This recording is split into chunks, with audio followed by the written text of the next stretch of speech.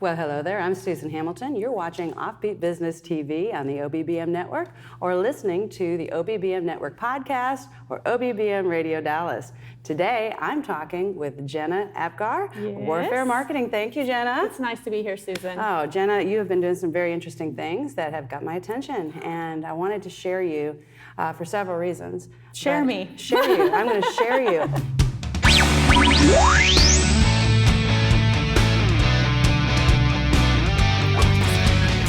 You're listening to the OffBeat Business Show, rebuilding American business influence locally, nationally, and abroad, bringing you experienced insight for a strong, influential brand and successful life in business. Here's your host, Susan Hamilton. Because I really enjoy your heart for the business space, and I think that you have a way about you that conveys information in a very easy to absorb manner. And I think that's important today because we've got a lot of fluff in the marketing information that we're getting, and we need to be able to cut to the chase. There's so much massive amounts of information. I mean, there was a time when I came out of the military in 2004. You couldn't learn this on your own. You had to go to business school. You had to go learn, and the books were like, what, this thick? We're never reading them, right? And now that information, the positive is the information has been democratized, which I love, right? Now it's not held up in big corporations. Now anybody has access to it.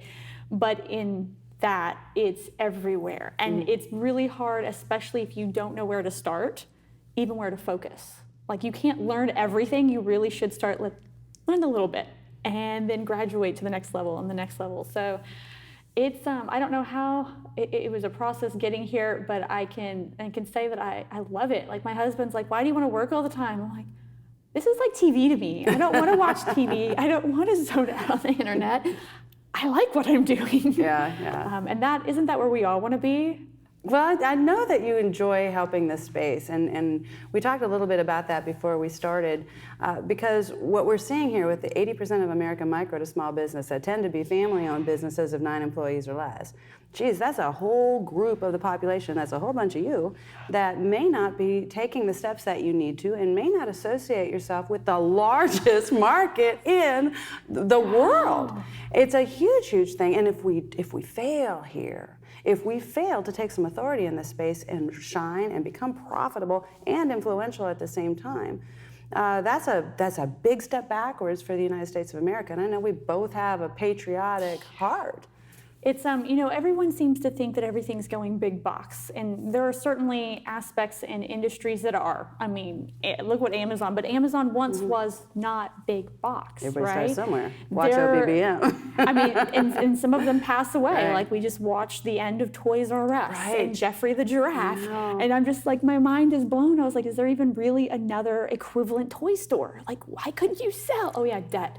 But the way the laws have been transforming against business, which is weird for me to even say, like, how... No, but I appreciate it. Yeah. How is the U.S. government against business? Well, maybe against the small business owner, which is really terrible to hear. But what you see is issues like my daughter, Caitlin, works at Lolly and Pops, this cute little store in the mall that sells cool candy, like the stuff you can't get at the convenience store. They get it from Japan and France, and the Turkish Delight flown in, and like the cool stuff, right? But one of the things they do is they will only they hire too many people, and then they only give them 10 hours a week. And then they only give them 5-hour shifts, because if they go over a certain amount of hours, then they have to pay for a 15-minute break. And if they give them too many hours over the course of the week, then they have to have benefits. Well, that's Aeropostale and all of those as well, even in the retail with all of them. Yeah, all of them. It's really been a difficult journey. And we are not going to be able to do some of those things those larger companies can do. It doesn't make sense on any level. And it's interesting, I've been paying attention to some of the chamber meetings in Austin and the Texas Policy Foundation, and I start recognizing that we've got legislation that is being passed all the time that is impacting us almost every day, that we don't realize how dangerous that is. Something as simple as what you would consider sick pay. Well, that makes perfect sense on the top top side, right? It makes, we want to take care of everybody. But when we look who's going to be able to afford to take that hit, that's only those large companies. And what Austin was saying. Because they have to. And what Austin was saying is, geez, we are known for that local flavor. We have a flavor. People come to Austin to have certain things, go to certain restaurants. They're not coming here for Fridays or Cheddar's or these large big boxes. So what do we do then? It'll put us out of business to try to comply to this. And what you've probably noticed as well, although you do a better job, you and David Roberts over there with BGM do a better job of pulling together a network, a consistent, solid network every single week. We're working on it. But so many times that we're out in this networking space and people aren't showing up. Where's the rest of the business community, right? Man, and if it's not even, I'll go to meetings that have 40 people in them, veterans in business, that pulls in fabulous. Like 50, 60. Right. What we found and what made David come to me and say, can we do this, was that we see people showing up and they only care about themselves, and then they don't understand why they're not getting business. They come there, they give their 30-second pitch, or they network and they hand out all their business cards, and they're like, why am I not getting any business? It's like, because you offered no value and nobody knows you. But it's just really struggling, because I don't think I truly understood how bad it was until we did open up our new office, and we were trying to, the 3 months coming up to that panic that you're taking on this huge overhead, right?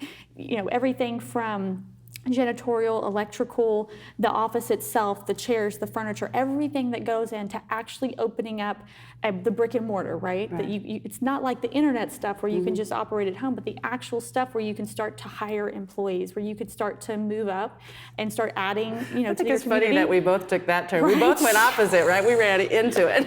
We did. But going into employment law and figuring out all the hurdles that have been presented to, that they don't affect Walmart. Walmart just hires some people, everything's taken care of, right? But to the small business owner, there's this massive mountain in between startup and getting to that, not even big business, just the other side, from micro business to small business, there's a mountain. The employment law has taken out all the ways that small business owners were able to grow, and now they can't do that. It's even hard to give someone an internship these days, but we require experience before we hire them. No, we're really ridiculous. Now, we've got a lot of chambers that should be representing us. If they were really representing us to the level that they need to, I think we would see a lot more success. And I've heard some attitudes that are kind of disturbing about how whether or not they're going to be selective with what businesses they share within their own network, right?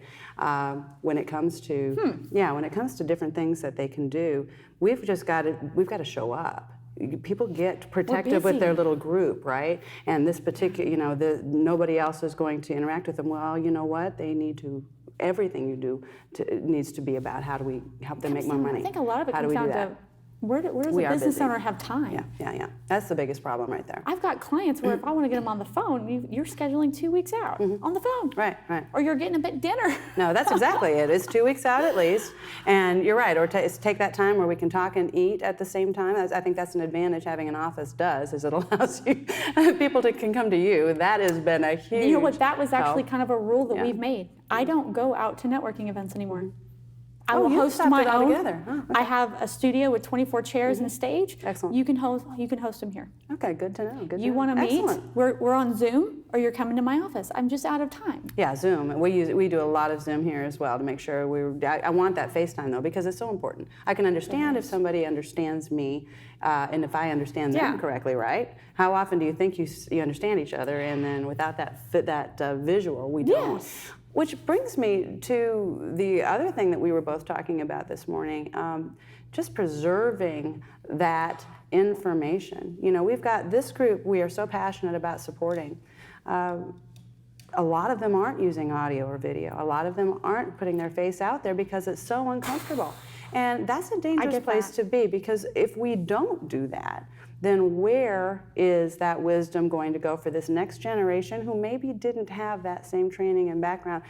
There's a lot of wisdom out there we just can't afford to lose. Well, and I've told people, so we have all these business owners come in either with our clients with Warfare.Marketing or with the Business Growth Network group, and they'll ask me, what is the quickest way to get my messaging out there? Like, I don't have a website landing page, CRM, I don't have anything yet. How do I start? And I'm like, every single day at a certain time, just turn on Facebook Live, turn on YouTube. I tend to go more towards Facebook because that's typically where their own audience is, where their friends are. And you've built up your own solid network with that. And we even, I had a gentleman from Digital Marketer Lab Group, and I cannot remember his name right now. He did a Facebook Live from his hospital bed. He ended up in the emergency room. And he made an average of $32 per minute he was live. Now, granted, he's a man. I feel like they're judged a little less. He was bald, so he didn't have any hair. He didn't have to do his makeup. And that isn't the normal story. That's not something. First of all, he didn't just up and do that. He has already established those things and made that part of his lifestyle. And that's the thing, making it part of your lifestyle. That is the difference. Who's the newest Jenner Kardashian? I can't remember which one, but one of the younger ones. She's 20 years old. And she's built an empire worth almost $1 billion, $900 million on makeup, almost entirely on social media. And the advertisements are minimum. She started, but every single hour she is updating Snapchat or Instagram or one of her social medias. And it's interesting that a lot of people could do that, and that's not necessarily going to mean they're going to have the same results. She is floating on a name. She is floating on a reputation that does. I will tell you and I would say, don't not do that. Float on. Take advantage of those things that you can associate with that are solid names and reputations. It's not just her name. That's the interesting thing, because there was a time while she might have the last name to kind of launch from. It's more that she understands and her family understands and her advisors understand that there's a system behind social media. Social media is literally bringing people in the door and talking to them into the foyer. It is not pushing them towards the entire machine of the rest of the house. But she understands, her team understands the machine behind that. That gets built before she hops on social media. When she goes on social media, she has a specific purpose. She's not just going out there, she's talking about, I'm wearing this eyeshadow and here's the specific reason I created this one, because I could never find one that matched my eyeliner, and when you match, whatever, that's not my wheelhouse. But the idea is everyone wants to use social media. I say start there, because you do preserve the information. I tell everyone, quick tip, if it's, you have no idea what to do, make a list of every frequently asked question your customers ask you 1,000,000 times. Excellent. Go to Google and see what everyone's asking you. Do a search of your industry, or what is that?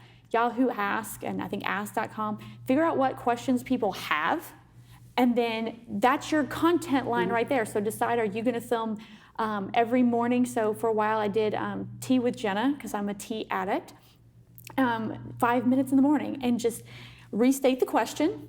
Hey, my name is Jena. I'm doing morning tea with Jena. I do this every day. You'll see I'm outside in my garden because my kids are running amok.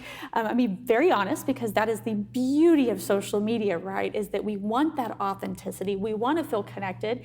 State the question and answer it.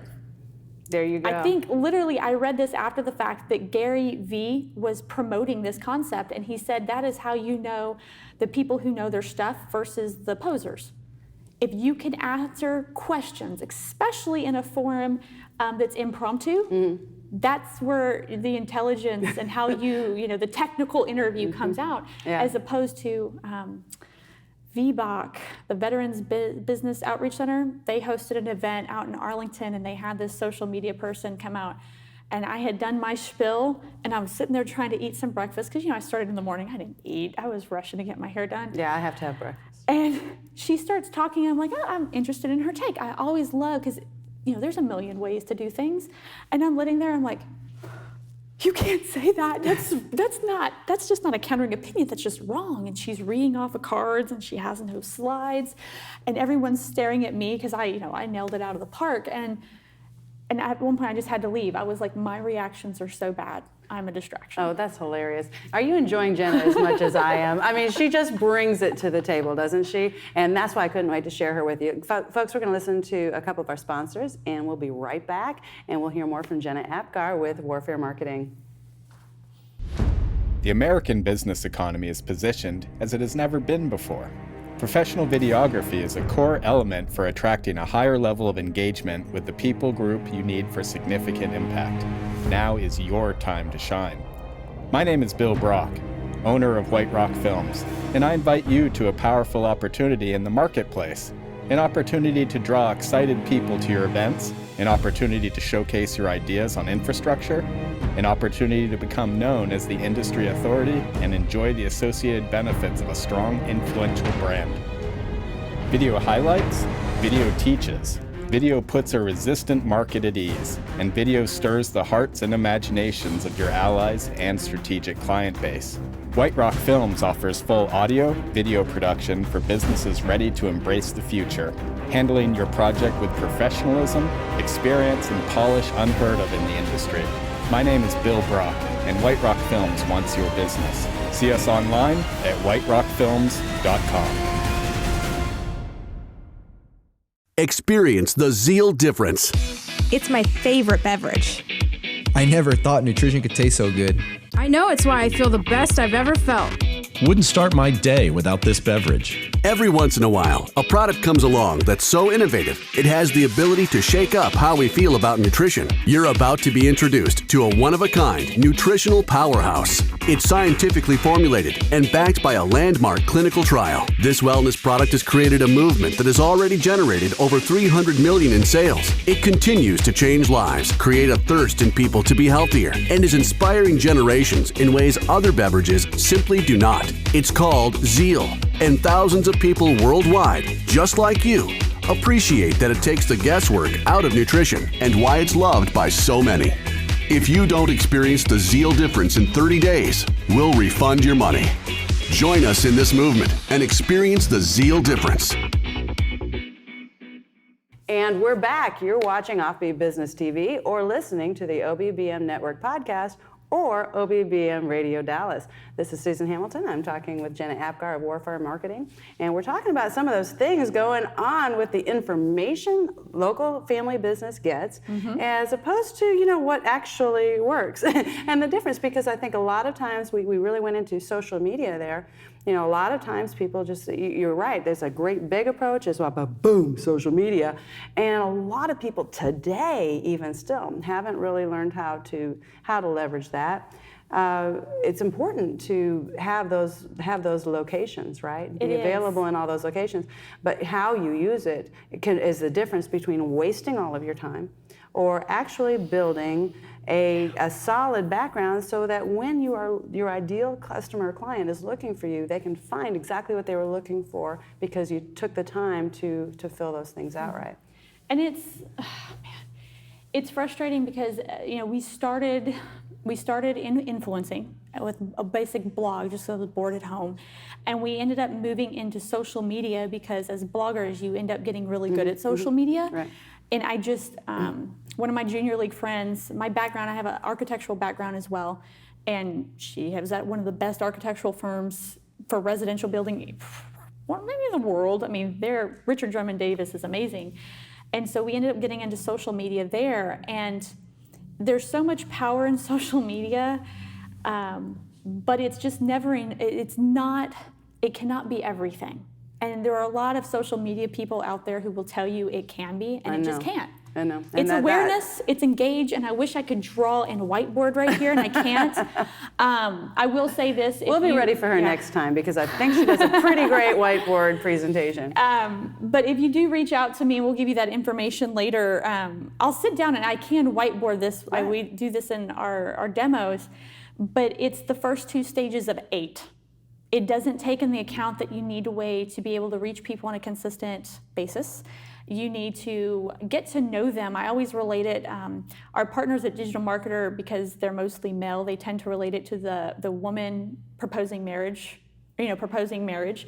I always kind of relate it to like a guy going up into a bar and asking to sleep with you. I'm like, yeah, no. You do that in the wrong bar and you're going to be carried out, and I can't promise you what you're going to look like. But when you go into a bar, it's something as simple as, what do? You go up to the bar, you see a pretty woman, and you turn around and you're like, hi. It's not a big long paragraph. You didn't ask her to go to dinner. You said, hi, can I buy you a drink? And you just bought yourself a 5-minute window at least, right, to talk to her. You might buy her another one, you might sit down, have great conversation, and then you'll what? Ask for her number. But then I will talk to a business owner and they're like, oh, I don't want to ask for their email address. Oh my goodness, if I had a penny for every time I've heard that. I don't want to be salesy. You're not being salesy. You're asking the girl for her phone number so you can call her tomorrow. Wouldn't that be nice? No, that's a beautiful way to say that. You're absolutely right. What are you going to do absent that? I mean, it's funny, one of the things that I heard over the years also too many times is, can I say I'm the best? Can I say and I would say, there is no marketing for I'm almost as good as the next guy. They're just good luck with that. No, you better be the best at something. You better know exactly what it is that you have to offer and what it is you need from your community. It doesn't have to be the best, right? You can be, same thing with the kind of the marriage or relationship analogy, you have to bring something to the table, right? And it needs to be comparable, right? Mine that I think that I've closed so much of my agency business with is my ability to be bluntly honest to people who are used to yes men. I can sit at a conference room table with I was expecting like 2 people, ended up with like 11 people, all men, all bigger than me, all in the government, military space. This guy across from me has created a business that makes $50 million a year in revenue. And he keeps on talking, and he keeps on wanting me to write a social media proposal. Like just, simple, daily posting. And same thing, we did this with Richard Drummond Davis. And I'm just like, no, I'm actually refusing you. There's no way I'm writing you a social media proposal. You are not even ready for that. There are so many other aspects that some Facebook posting, don't get me wrong, that has a place. You have a lot of things going on. You need that squared away first. And you probably should focus on LinkedIn, not social media on Facebook. Facebook should be a retargeting option. Your Google ads look terrible. There are other pieces in place that we can fix things. The ability to turn around and tell somebody no. Oh, that's gold. And most people, if they can master the no, will actually start making more money. That's huge. That honesty, though. So everyone's right. like, but I'm not the best insurance agent. I'm not the best marketer. I'm not the best in Facebook ads. Oh. The client can't afford the best in Facebook What ads. are you the best at, really, is the question I come back. There is something that you know more about than anybody else. But I can be drop dead honest. Yeah. I will be like, you know what, you can't afford me. Here's a better space, here's a better person. I don't want to deal with you. Yes. You're going to need a lot of hand-holding, and that's not my forte. You're going to need someone to be nice to you. Again, not my wheelhouse. You don't like cursing, this is not going to work out. If you can't handle a few F-bombs, just not going to work. But knowing what you are, defining who you are, knowing where you want to go, knowing what your superpower is so the word we use in Business Growth Network, that there's so much power in that. And just be honest about what you are the best in and who you are and where you want to go, and then tell people. Leverage social media to tell people and be that person, and then who is going to get the most value from who you really are?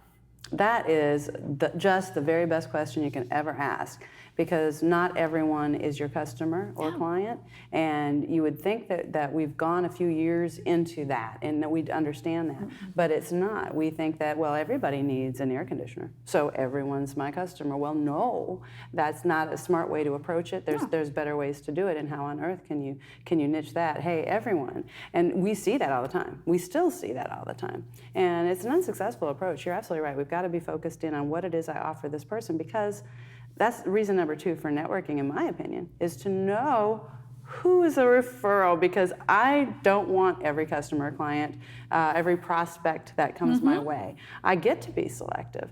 And at the same time, I love people, and I don't want to leave them out there hanging, right? I'm not some nasty person that's going to say, no, no one can help you. You'll never hear that. But if that's not a good fit to work with me, I want to know who the good fit is, and you can't know that without valuable networking. for everything. Like I didn't. Yeah, we're young and we're dumb, right?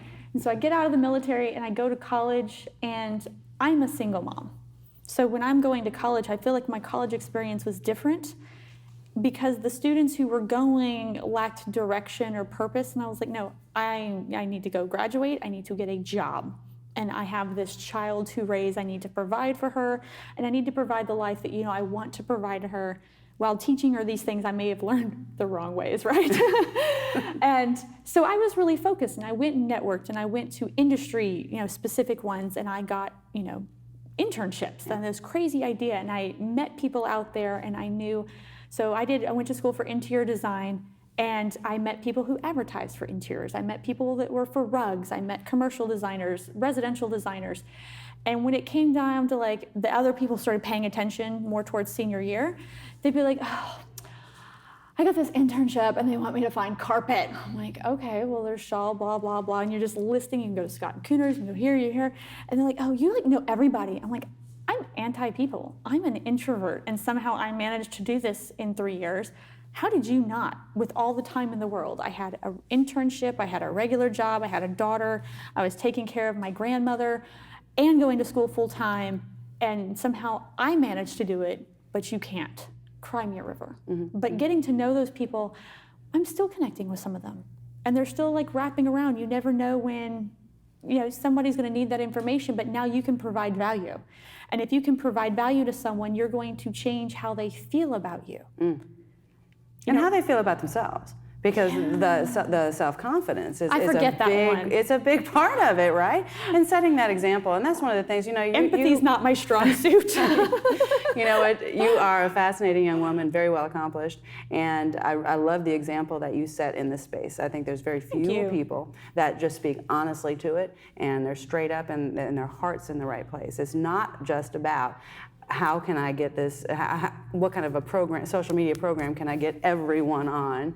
No, it's about what do we need to do to strategize to make sense for you, for your business, so that you can actually grow, because at the end of the day, it's about that revenue generation, and it's also about having some profit left over. You want to make sure that you're actually living the life of So one of the things business that owner. you constantly remind me, because you'll jump on social media yourself, is it's really not about the profit, it's about what the profit can do. Girl. Can you go and invest it in a lobbyist for the chamber? Can you go and invest it in feeding the hungry children in your community? Can you invest it in your schools? Can you invest it into, so I tend to be children-centric, but how can you use those profits to change your community? And when you look at a larger scale, think about Bill Gates, the world. President Carter, eliminating a disease off a continent. I mean, that one just blows my mind. He's like, I'm gonna eliminate it. He just goes to Africa and just does it. I'm like, that is the power of profit and power. Profit for power, if you're going just that, you're never gonna wanna get up at 6 in the morning to do these things. You're never gonna want to come home at 6 and go through the grind as a parent. The kids, they need food, crazy thing. They need baths and tutoring, put them to bed, and then turn around and open your laptop at 11 o'clock at night and work more. But when you can see what that profit can do, right, and the crazy legacy you can leave behind if you're willing to go get that, that's what you kind of remind me on a regular basis, like not to get bogged down in the grind, that there's a bigger purpose. There seriously is, and power is one way to say it. I like to say influence. Influence. Because, but power is part of it, right? You want to when the wind blows, we don't need to fall over. I say power because you have to remember that it goes both ways, and you have to Yes. have what is that? With great power comes great responsibility. Doggone it, we got the responsibility part. So let's get some power. What do you say? What do you say? Friends, you need to download the OffBeat Business app, join our membership, and understand what this looks like to be part of an organization that is really looking forward to building that influence, building that profitability, so we can make a difference here. I invite you to get with Jena when you've got your social media questions, and like you said, you've got a new location, and you have made it. Tell us where we can find you. Oh man, so the easy one is probably my website, which is really simple, just Warfare.Marketing. No .com, none of the other, just Warfare.Marketing. I'm gonna be a little braver on here. I did mention, one of the things that we're gonna start offering is to either sit down by Zoom or actually meet in our Addison office. It's actually right down the road from where we're at. Love that. Guess who's gonna go use that conference space? But we'll actually sit down with you and we'll go over, we've honed it down to essentially 73 different marketing tactics. So, I mean, they all boil down into those categories, and we'll walk through those with you and even kind of where you can put those and which ones you need to focus on. Be gentle with it. My personal cell phone number is 469-222-0012. I only ask that you do not call me. Text me and let me know that you heard it here, because that will be the only person I pay attention to. And let's get connected, and like I said, I will send you to a scheduling page where we can get that set up, and that's really invaluable. The idea of just sitting down, my peers will only do it for 20 minutes. I don't lie to myself, it'll probably be 45 minutes. Yeah, 45 to an hour. Seriously, because we're sold out to this thing. We know we can make a difference. And when you know you can make a difference, you can't let go if you don't quite get it. We really want to take you there. We really want to take you there. Well, they ask questions, and I just have to answer them. I'm like, I should write those down and just Facebook them, right? Good to know. Well, thank you for having me, Susan. This is fun. I love the two space. Thank you so much. It's just an honor to have you. And we support you, veterans, ex-military. We just are really, really grateful to showcase these attitudes and perspectives and what we're doing in the business community, because you are so, so valuable. Until next time, friends, remember, download that OffBeat Business app. Go to offbeatbusinessmedia.com to see that information online. But geez, you can get it all in the app. You can find all of our content, the television, radio, and podcast, for all the programs we produce here at the OBBM network. So until next time, this is Susan Hamilton, and I look forward to getting to know you just a little bit better. Hey, like and share this video. You've been listening to the OffBeat Business Show. Find our lineup, podcast, magazine, event calendar, and sponsor information, even our membership directory, all available on the OffBeat Business app or at offbeatbusiness.com. Download the OffBeat Business app today. Take this for me, but